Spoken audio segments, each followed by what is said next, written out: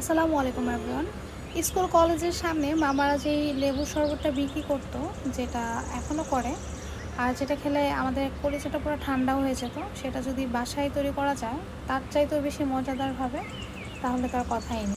এই তীব্র গরমে এক গ্লাস ঠান্ডা ঠান্ডা লেবুর শরবত আমাদের কলিজা ঠান্ডা করে দেবে। যে কোনো জুস অথবা শরবত বলেন, সেটা তৈরি করতে দেখা যায় আমাদের অনেক কিছু লাগে, যেটা সচরাচর আমাদের হাতের নাগালে থাকে না। কিন্তু এটা এমন একটা ড্রিঙ্কস যেটা সবসময় আমাদের হাতের নাগালে পাওয়া যায়। এটা খুব সাশ্রয়ী একটা ড্রিঙ্কস বলবো আমি, কারণ এখন লেবুর দাম অনেক কম চলছে। আর বিট লবণ তো আপনি যদি 20 টাকার বিট লবণ কিনেন, অনেকদিনই আপনার এই বিট লবণটা ইউজ করতে পারবেন।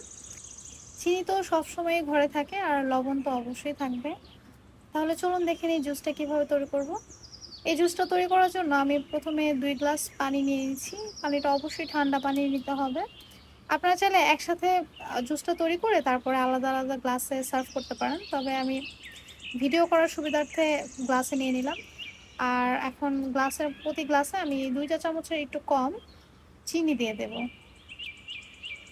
আমি মেজারমেন্ট বলবো না, যদি আমার প্রয়োজন পড়ে তখন আমি আরও চিনি অ্যাড করব। আর এখানে হাফ 1/2 চামচের একটু কম, খুবই সামান্য একটু সাদা লবণ দিচ্ছি।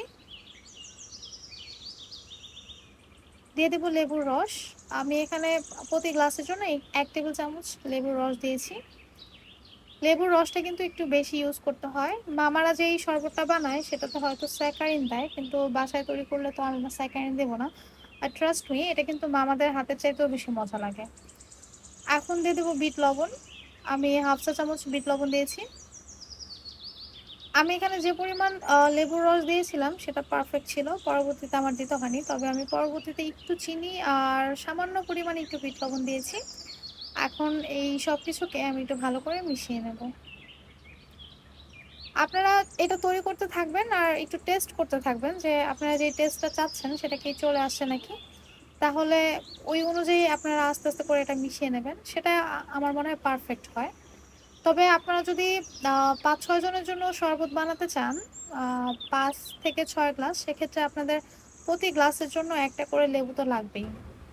আমি এখন বরফ কুচি আর লেবু দিয়ে এটা সুন্দর করে ডেকোরেট করে নেব। এই গরমে এইরকম এক গ্লাস জুস কিন্তু মাস্ট। অবশ্য এক গ্লাস খেলে মন ভরবে না, এটা আপনারা কয়েক গ্লাস খেতে পারবেন। আর এটা একটা হেলদি ড্রিঙ্কস আমি বলবো এই গরমের জন্য, কারণ এটা স্যালাইনের কাজও করবে।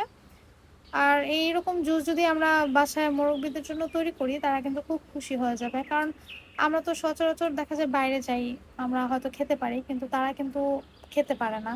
তাহলে আমরা যদি এই গরমে তাদেরকে এটা তৈরি করে দিতে পারি, তারা কিন্তু বেশ খুশি হয়ে যাবে। আর প্রচুর গরম পড়েছে, আপনারা সবাই খুব সাবধানে থাকবেন।